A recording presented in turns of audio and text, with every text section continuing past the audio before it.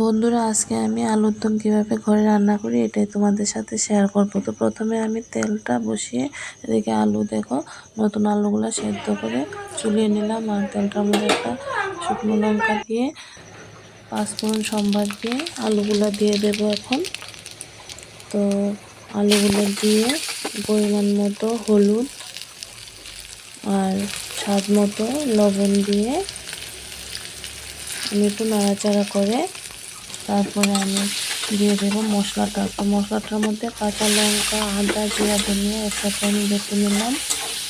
আর পরিমাণ মতো মশলা দিয়ে আমি কষিয়ে নেব। আর এখন কষানো হয়ে গেছে, আমি অল্প ধনিয়া পাতা ফেলে দিয়েছি। আর দেখো ফুটন্ত জল দিয়ে দিলাম। তো আলুর দমটা একটু মাখামাখাই হবে, বেশি জল দেবো না। তো দেখো আমি এতটুকু দিয়েছি, অল্প চিনি দিয়ে আমি একটু নাড়াচাড়া করলাম। আর আমি আগে থেকেই মটরশুঁটি সেদ্ধ করে রেখেছি, তো অল্প মটরশুঁটিও দিয়ে দিলাম। আর এখন দেখো নামিয়ে নেব, একটু এলাচ দারচিনির গুঁড়ো দিয়ে নামিয়ে নিলাম। তো রেডি হয়ে গেছে আমার আলুর দম।